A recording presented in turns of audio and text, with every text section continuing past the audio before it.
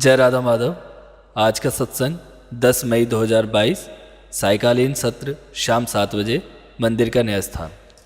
तिमिरन्धस्य ज्ञानञ्जन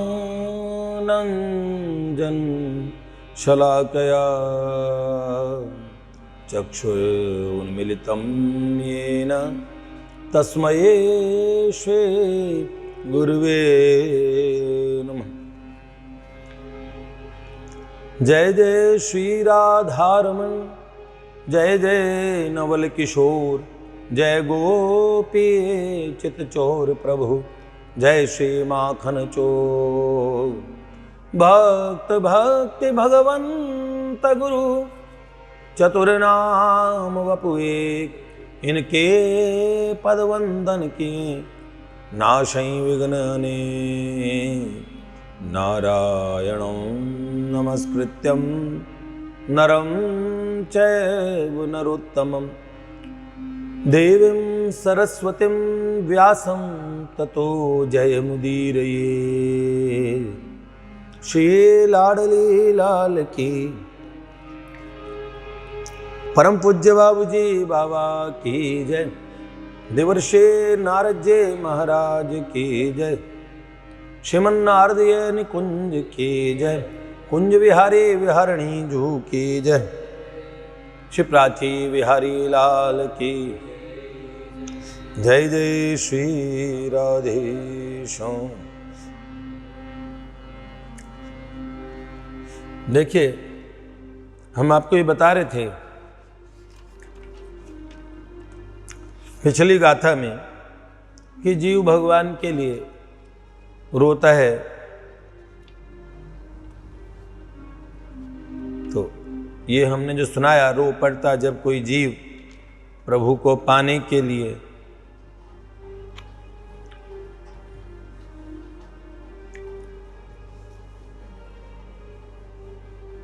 हमने वो वार्ताएं बताई जब साधना का बल नहीं था, पुकार का बल था। पुकार का बल होता है भीतर अंतरात्मा से पुकार निकले। अंतरात्मा से पुकार निकलेगी तो आंसू आएंगे। दो आंसुओं में अनंत प्रार्थनाएं सिमटी रहती है। क्या? रो पड़ता जब कोई जीव प्रभु को बुलाने के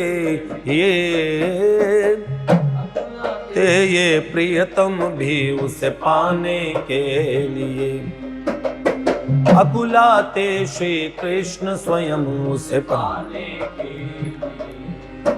रो पड़ता जब कोई जीव प्रभु को बुलाने के लिए अकुलाते ये प्रियतम भी उसे पाने के लिए। अकुलाते श्री कृष्ण स्वयं उसे पाने के लिए। हमने जटायु जी की गाथा, प्रहलाद जी की, ध्रुव जी की बताई। फिर किन की? एक बार रोई थी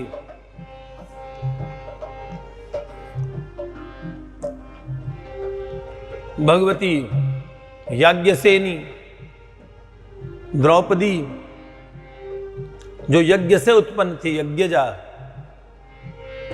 अग्निजा। उन द्रौपदी को हजारों राजाओं के बीच में नग्न करने लगे।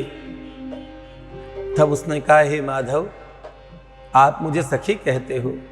चतुर्भिर कारणे कृष्ण त्वया रक्षास्मि नित्यशः, संबंधाद गौरवाद सख्याद प्रभुत्वेन च केशव। हे नाथ, 4 कारणों से मैं आपके द्वारा रक्षा हूं सदा। आपका मेरा संबंध है, मेरा गौरव है, मैं अग्नि से प्रकट हूं, यज्ञ से प्रकट हूं। सख्याद, आपने मुझे सखी कहा, और प्रभुत्वेन च केशव, और आप समस्त जगत के प्रभु हैं।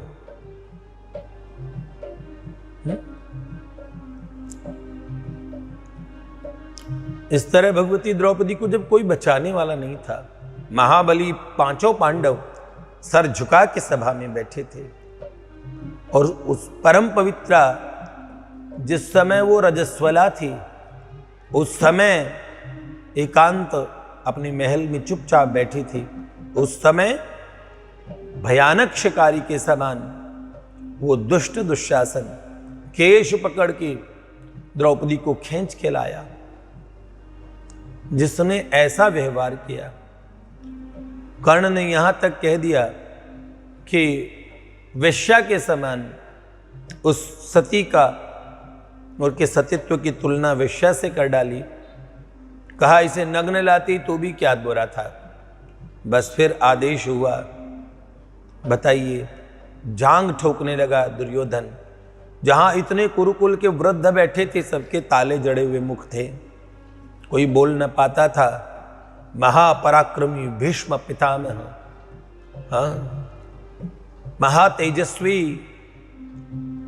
द्रोणाचार्य, कुलगुरु कृपाचार्य, एकमात्र विदुर जी बोले, कोई न बोला। उस सभा को छोड़ के विदुर जी चले गए। परम भक्त विदुर जी को बड़ा कष्ट हुआ, लेकिन द्रौपदी सबसे प्रश्न, उसकी आंखें पूछती थी कि आप लोगों के पौरुष को धिक्कार है। जिस घर में बूढ़ों के सामने ऐसे पुत्र वधू को नग्न किया जाए, सर्वनाश निश्चित है। और वो भी भगवान की परम भक्ता के साथ ऐसा हुआ। वो कोप था माधव का। पूरी सृष्टि याद रखेगी, महाभारत जैसा महाभारत अभी तक तो नहीं हुआ। करोड़ों की संख्या में लोग मारे गए थे।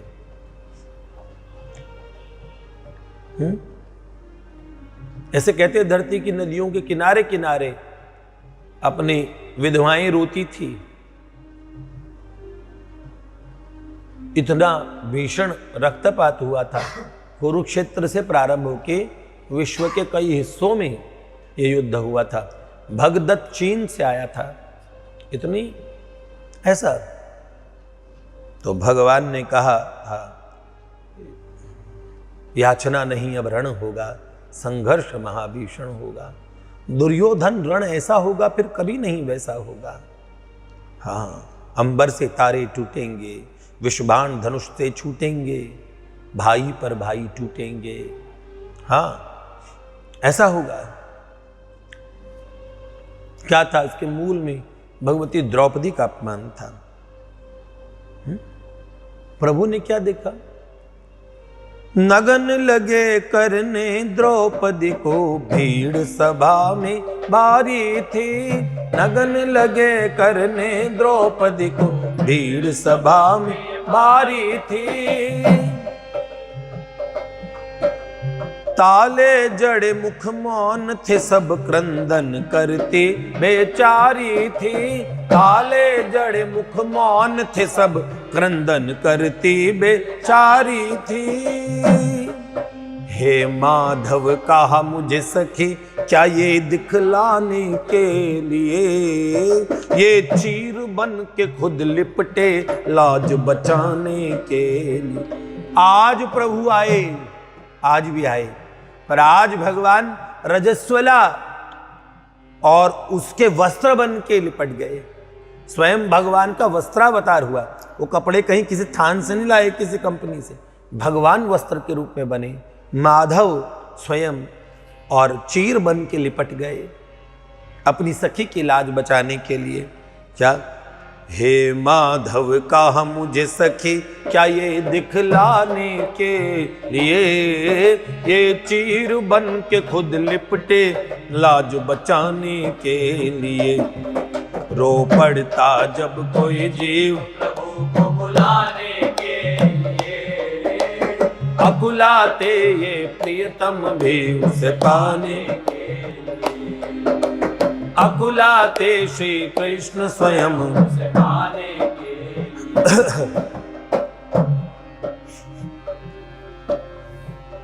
ऐसे स्थिति होती है, श्री जी के सामने रोते रुदन करते भगवती प्राची जी के ऊपर भी करुणामयी किशोरी डर गई।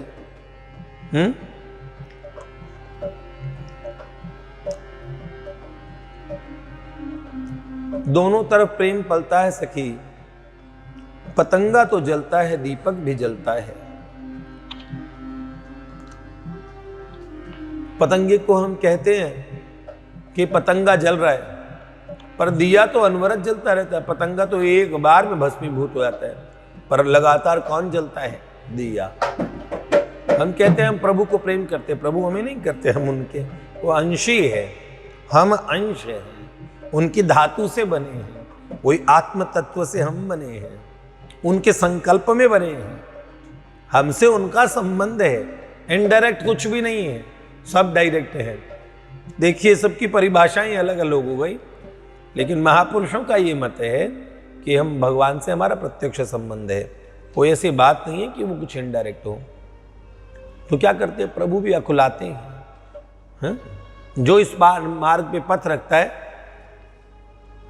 क्या युग युग में जब भी प्रेमी इस प्रेम पंथ पग धरते हैं, युग युग में जब भी प्रेमी इस प्रेम पंथ पग धरते हैं, आकुल हो उनकी प्रतीक्षा प्रिय प्रियतम भी करते हैं, आकुल हो उनकी प्रतीक्षा प्रिय प्रियतम भी करते हैं, आकुल हो उनकी प्रतीक्षा प्रिय प्रियतम भी करते हैं, आकुल हो उनकी प्रतीक्षा प्रिय प्रियतम भी करते हैं। भगवान भी अकुला के प्रतीक्षा करते हैं।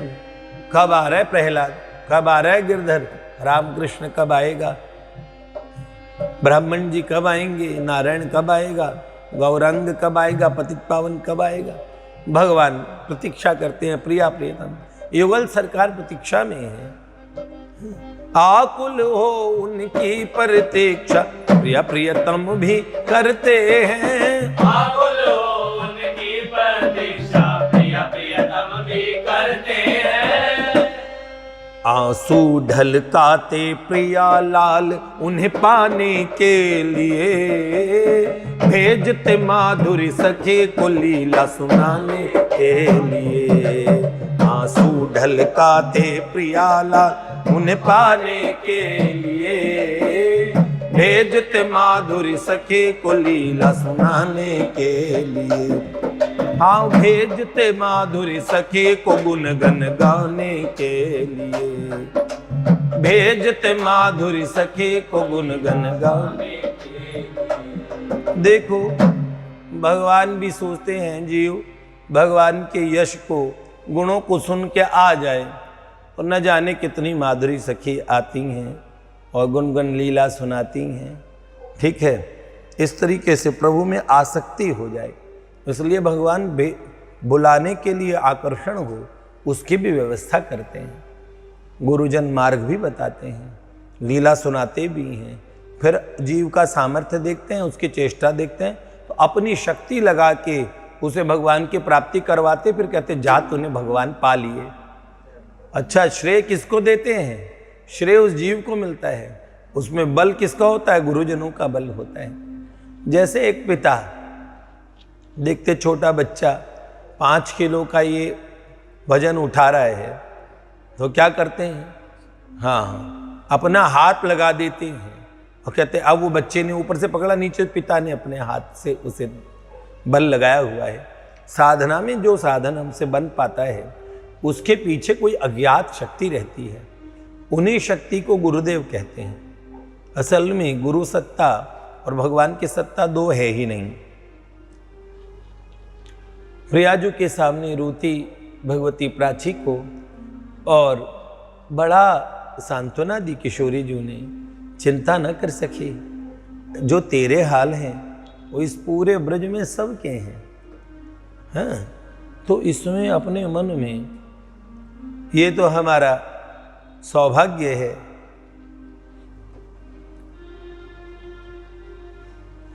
कैसे? ये हमारा सौभाग्य है। पूरे ब्रज में राधा रानी कहने लगी, कैसे? कि देखो सखी, अपना सौभाग्य है ब्रज के जीव मात्र विकार, जो इस नित्य ब्रज में पहुंचते कौन हैं? उनके प्रेमी पहुंचते हैं। यहां का कण कण उनका प्रेमी है।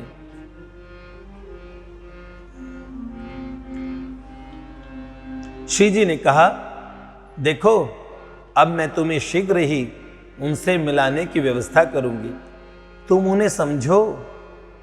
यहां ब्याही अनब्याही की भी बात नहीं है, यहां सबके दूल्हा हमारे प्यारे नित्य किशोर श्याम सुंदर ही है। ठीक है, क्या क्या किशोरी ने, ये हमारे लिए भी है, आप सबके लिए।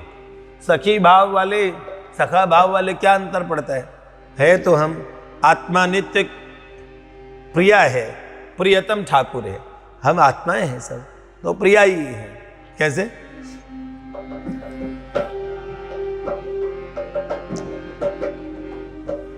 श्री जी ने समझाया, शब्द हमने दे दिए, जो गुण ठाकुर जी के कहे गए उनमें अपनी जो लय मन में आती है वो लिख देते हैं भैया।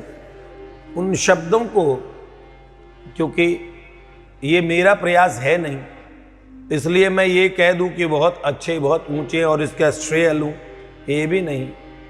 अज्ञात कोई लिखवाता है, कौन है उसको मुझे नहीं पता। गणितज्ञ थे रामानुजन, तो श्री रामानुजन जी अभी 100 वर्ष पहले उन्हें गणित का बड़ा पुरस्कार मिला है।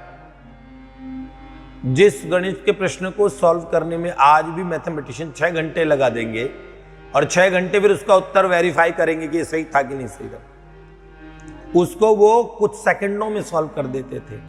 मैथ्स के ऐसे कोई नियम नहीं, जीवन भर उन्होंने मैथ्स के फॉर्मूलाज देखे। एक दिन जब अंतिम शैया पे पड़े थे तो उन्होंने अंत समय में कई फॉर्मूलाज लिखे, आज से 100 वर्ष पहले फॉर्मूलाज लिखे। वो फॉर्मूलाज किसी को समझ नहीं आए, तो उन्होंने बोले ये क्या लिखे हैं, आपको ये फॉर्मूलाज कौन सिखाता है? तो उन्होंने बताया साउथ इंडिया में जगदम्बा का एक स्वरूप है। उन्होंने बोला मुझे मेरी वो माँ सिखाती है जगदम्बा, वो मुझे गणित के फॉर्मूले बताती है। और ऐसा उन्होंने कहा। अंत समय में उन्होंने जो फॉर्मूलाज लिखे थे वो किसी को उस समय समझ नहीं आए, फिर बाद में उन फॉर्मूलाज को अभी डिकोड किया गया, पता लगा वो फार्मूलाज ब्लैक होल के थे। 100 वर्ष पहले तक ब्लैक होल्स कोई जानता ही नहीं था, अब आधुनिक विज्ञान ब्लैक होल्स तक पहुंचा है। ये हमारे पुरी के शंकराचार्य भगवान पूज्यपाद प्रातस्मरणीय श्री श्री निश्चलानंद सरस्वती जी महाराज, इनके अनुभव में भी एक दिन इन्हें प्रकाश की रश्मियों ने चारों तरफ घेर लिया। फिर उन्होंने कहा, फिर उन्होंने गणित पे पुस्तक भी लिखी। तो उन्होंने बोला आप कौन हैं? तो बोला हम गणित के परमाणु हैं। गणित विद्या, ये विद्याएं होती है, लेखन की विद्या, गायन की विद्या। हमारे यहाँ चेतन है, राग रागनियां प्रकट होते हैं। ग्वारिया बाबा के सामने सप्तम स्वर ही नहीं, नाद की अंतिम अवस्था पहुंच गया, उनको वो साक्षात्कार हुआ, नाद ब्रह्म का, शब्द ब्रह्म का साक्षात्कार हो गया। बताओ, इसलिए भैया हम क्या कह रहे हैं, ये जो लिखते हैं एक बार में लिख देते, कोई पन्ना नहीं फाड़ते। ऐसा तो हमने तो ऐसा कला कौशल अपने जीवन में अपने भीतर तो देखा नहीं था, कभी नहीं, कभी नहीं, 1-2 लाइन भी नहीं बनाई होगी, और आप पूरी पूरी चीजें लिख रहे हैं। तो इसका मतलब ये कहीं से आ रहे हैं। एक तो श्रेय हम जानते हैं ना कि झूठे में ही हम ले लें, बहुत गलत बात हो जाएगी। एक दूसरी बात, मंदा, इसमें कुछ हो नहीं सकता। अगर इसमें कुछ गड़बड़ नजर आए तो वो गड़बड़ फिर हमने, इसका मतलब वहां पे अपना दिमाग हमने चला दिया होगा। जहां अपना दिमाग चलाया वहां गड़बड़ हुई होगी, जहां वैसी की वैसी वस्तु उतारी है वहां कोई गड़बड़ नहीं। ठीक है, चलिए, श्री जी ने समझाया है?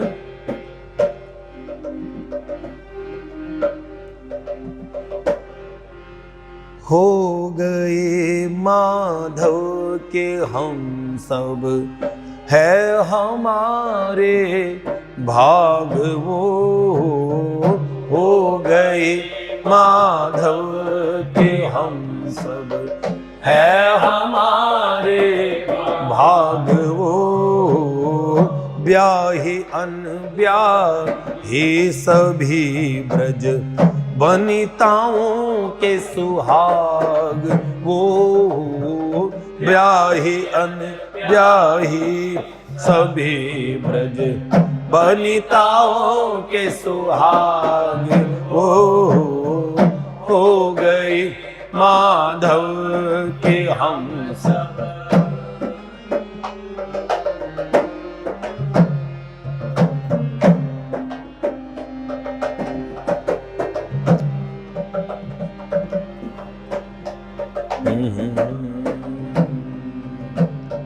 मछलियां से रहती हम उस सांवरे महासिंधु में। मछलियां से रहती हम उस सांवरे महासिंधु में। हम कैसी रहती है सखी? किशोरी जी कहती है हम सब ब्रजांगनाएं है ना, कैसे रहती? उस सांवरे महासिंधु में ऐसी आनंद विभोर होके मछलियां सी रहती हैं। क्या? मछलियां से रहती हम उस सांवरे महासिंधु में। मछलियां से रहती हम उस सांवरे महासिंधु में। हमसे कितनी प्राण पाती उनके एक जल बिंदु में। दूर हूँ छिन में मरे उनसे हमारे लाग वो। दूर हूँ छिन में मरे उनसे हमारे लाग वो। दूर हो के क्षण में मर जाएंगी है? क्या? हमसे कितनी प्राण पाती उनके एक जल बिंदु में। दूर हो के क्षण में मर जाएंगे, उनसे हमारी वो लाग लगी है। क्या सोचती है सखी? नदियां सिर्फ समुद्र से प्यार करती है, क्या वो हमें नहीं प्यार करते? अरे वो कैसे प्यार करती हैं ये समझ, तो उनसे इतना सकुचाती है। राधा रानी समझाने लगी, अरे मेरी भोरी सखी ऐसा नहीं है, तू बड़ी भोरी है। कैसे?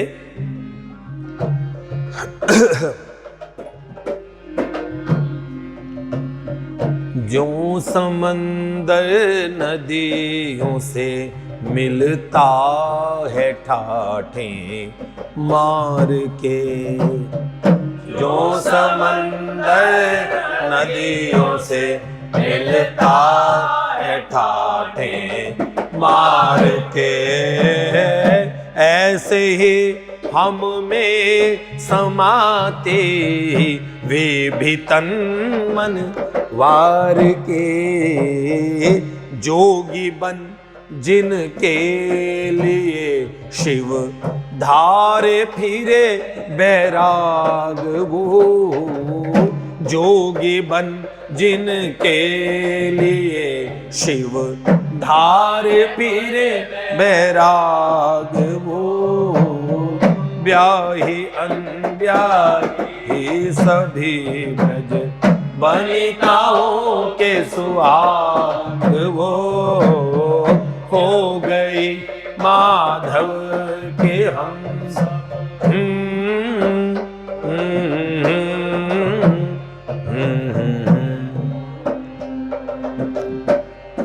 कैसे सखी? जिनके लिए शिवजी वैराग्य धारण करके घूमते हैं वो ठाकुर, उनसे हमारा प्रेम, हम उनकी हो गई हैं। जैसे ठाठे मार के समुद्र नदियों से मिलता है, ऐसे वो हम में समा के मिलते हैं। पर हम इनसे मटकियां उठवाती हैं। कैसे? अरे हमारा नाम भर भर की मुरलिया में गाते हैं ये। क्या? मटकियां उठवाते हम सब ब्रज के इन युवराज से। मटकियां उठवाते हम सब ब्रज के इन युवराज से। ग्वालिनियां इन्हें हम नचाती थोड़ी थोड़ी छाछ पे नाम हम सब का ही जपते, मुरलिया के राग वो नाम हम मुरलिया के हो गए माधव के हम सब है हमारे भाग वो, ब्याही अनब्याही सभी ब्रज बनिताओं के सुहाग हो गए माधव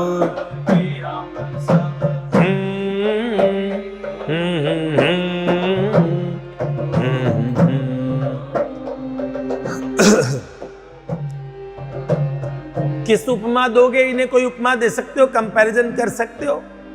कैसे? अरे सखी, मेरा मन का अनुराग पूछता है क्या उपमा दें इन्हें? कौन से उपमा उन्हें दूं, पूछे मन अनुराग है।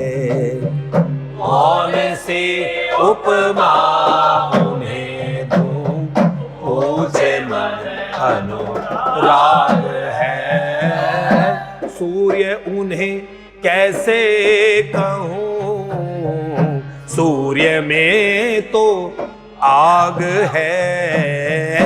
चांद भी कैसे कहूं सखी, चांद में भी दाग जो। चांद भी कैसे कहूं सखी, चांद में भी दाग जो। ब्याही अनब्याही सभी ब्रज बनिताओं के सुहाग वो हो गए माधव के हम सब।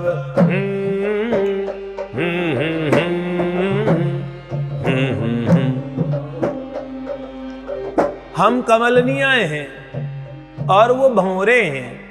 पराग चुनने आते हैं हम में, कमलनियों में भंवरे। पर पराग कौन सा पराग पीते हैं? प्रेम का, प्रीति का। जैसे एक मणिधर नाग होता है ना, मणियों के बिना तुरंत प्राण त्याग देता है, ऐसे हमारे बिना उनकी हालत हो जाती है सखी। क्या?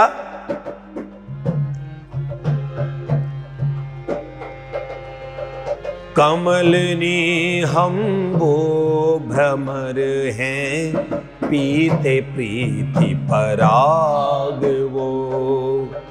कमलनी हम वो भ्रमर हैं, पीते प्रीति पराग वो।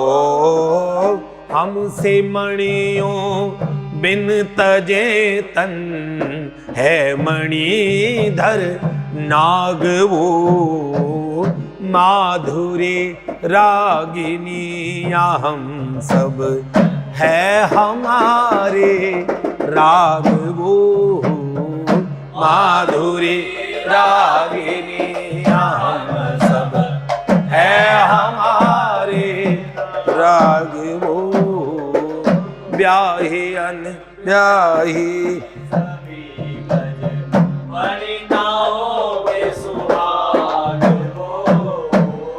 हो गए माधव के हम।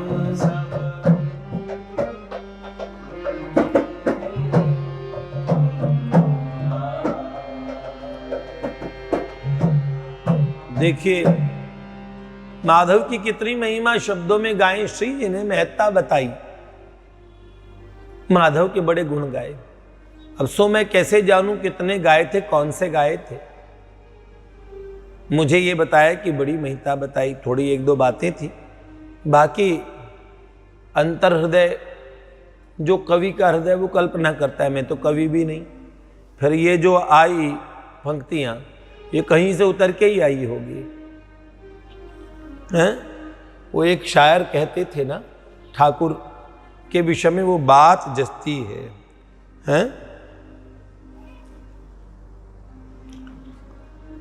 जब प्राची जी ने कुछ शायरियां कही थी, उन्होंने कहा ये हमारी नहीं है, कोई शायरों की होगी। तो एक थी शायरी है, इसमें बजाने की कोई आवश्यकता है नहीं। कुछ भी नहीं है तो कोई गम नहीं है, कुछ भी नहीं है तो कोई गम नहीं है, हर एक बेबसी बन गई चांदनी है,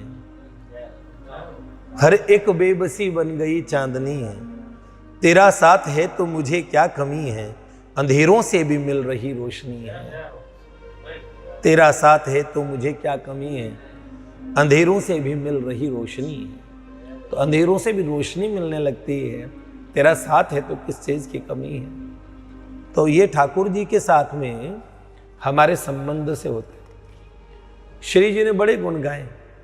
मैंने एक रचना में लिखा मेरा पेट नहीं भरा, फिर मैंने दूसरी और लिख डाली, तो फिर उसमें लगा कि श्याम सुंदर के विषय में कुछ कहा है और मेरा पेट कभी नहीं भरेगा।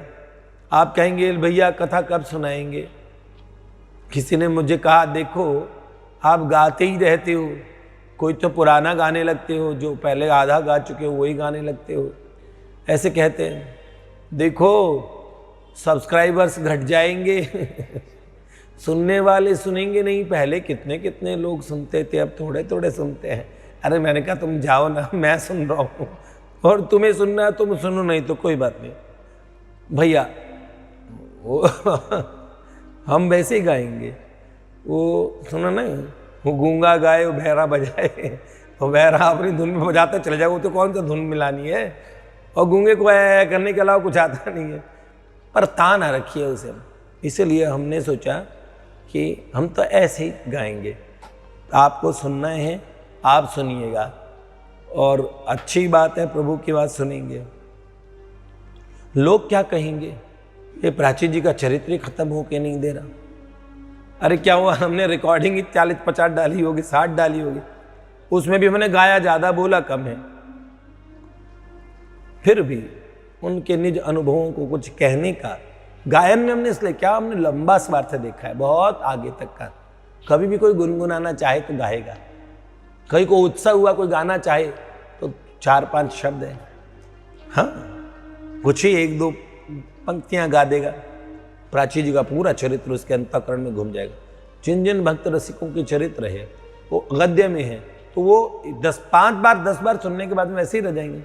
पर गायन वाले कभी न कभी किसी न किसी उत्सव में गाए ही जाते हैं। धन्ना जाट जी को किसी ने गाया, ओह कर्मा बाई का कितने लोग गाते हैं, अगर भजन बन गया उस पर तो। इसलिए हमने परम भक्ता हमारी बहना प्राची जी की श्रद्धांजलि के लिए ये रचना की है, और रचना हमने नहीं की है, फिर हम बता रहे हैं। आप कहेंगे ये तो कंफ्यूज्ड है, कभी बोलते मैंने नहीं की, कभी कहते हमने की। अरे भैया बोलने में ऐसे है, ये मुझसे ये आर्टिफिशियल बातें नहीं हो पाती, दास का नाम ये है, दास ऐसा कहता। भैया ये अच्छे महात्मा वो हृदय से बोलते हैं, क्योंकि वो शब्दों में नहीं बोल रही है, उनके हृदय में सा फील होता है। भक्ति दैव्य के सिंहासन पे आरूढ़ होती है, वो महात्माएं हैं, वो संतों में रहे हैं। मैं यहां रहा हूं, सब लोगों के बीच में रहूं, कभी दास दास बोला नहीं, तो मेरे मन में कभी आता भी नहीं दास। अब मैं जो भी बोलूंगा वो दूसरों की नकल करके बोलूंगा, ऐसा मुझसे बोला भी नहीं जाएगा, तो वो दोष युक्त है।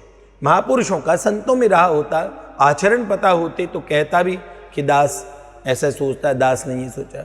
पर ये दास कुछ भी नहीं सोचता, ये अपने आप को दास ही नहीं सोचता ये सोचो, तो मेरे मन में है कि भैया ये सोच रहे, भैया ये चाहते हैं, भैया ये ध्यान में रहते हैं। मुझे मैं एक महाराज जी से मिला, तो वो अपने आप को कहते थे महाराज।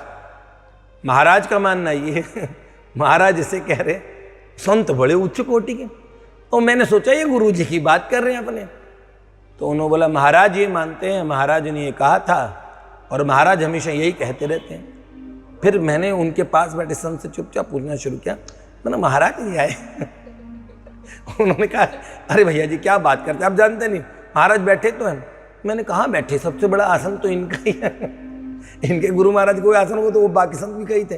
उन्होंने बोला यही महाराज है। मैंने कही इनके महाराज, करे नहीं ये अपने आप को महाराज कहते हैं। ओहो, तब मुझे पता लगा वो महापुरुष अपने शरीर में नहीं थे, अपने आप को ये मैं हूं ये मानते ही नहीं थे। घर मेरे में इतनी बुद्धि कहाँ, अगर मैं ये भी कहना शुरू कर दूं भैया ने कहा, भैया ने वो कहा, कभी कभार मेरे को लगता है कि ये भैया है। कई घरों में जाता हूँ तो किसी के यहाँ चित्र लगाओ तो देखता हूँ, अरे यहाँ तो भैया भी हैं, अरे वाह वाह जय जय प्रणाम कर लेते हैं। अरे एक दिन प्रवचन सुन रहा था तो चुपचाप सुनने लगा, उतना भावुक हुआ, मुझे लगा ही नहीं कि वक्ता मैं हूँ, और मैं ध्यान से सुनने लगा। वो बड़ा ही आनंद आया मुझे। अच्छा, थोड़ी देर बाद में, रही तो मैंने ही तो कहा है, ये पिछले मैंने ही तो बोला है, फिर मैं ये बोल रहा हूँ। ओह, फिर बच्चा आके सुनने लगा, आप नहीं सुन रहे हो भैया? मैंने कहा यार भैया जी अच्छा बोलते हैं भैया, बड़ा ही आनंद आ गया। तो उस बच्चे ने कहा हाँ हाँ भैया अच्छे बोलते हैं। अरे मैंने कहा सुन तुम तारीफ करोगे, प्रशंसा करोगे, मैं खुश हो जाऊंगा, ये बात नहीं है। बात ये है कि ना वक्ता हम है ही नहीं, बोलने वाले भी हम नहीं हैं। इस बात को हृदय से हमें महसूस करना पड़ेगा, ये बात है। ठीक है, कहने सुनने में, हंसी मजाक में हम जरूर कह देते हैं, वास्तविक गहराई तो इसी कहते हैं कि वैष्णवों में जैसे सदाचार होता है कि दास का ये मानना है, दास ये है, दास का घर यहाँ का, ये वास्तविक बात है। और अगर मान लो कोई शंकर मत में हो तो वो क्या कहेगा, ये शरीर का संबंध वहाँ से, वो अपने आप को पृथक और शरीर को अलग, ऐसे करके बोलते हैं। और वास्तविक सत्य का साक्षात्कार होता उन्हें। पर अभी मुझे जितनी समझ मेरी है मैं उतनी ही बात कर पाता हूँ, इसलिए मैं करके बोल देता हूँ कि ये रचना हमने इसलिए की, इसलिए बात निकल गई मुंह से। बच्चे श्रोता बड़े चतुर होते हैं और बात को पकड़ भी लेते हैं, तो पकड़ ही लीजिए। लाडली लाल की जय।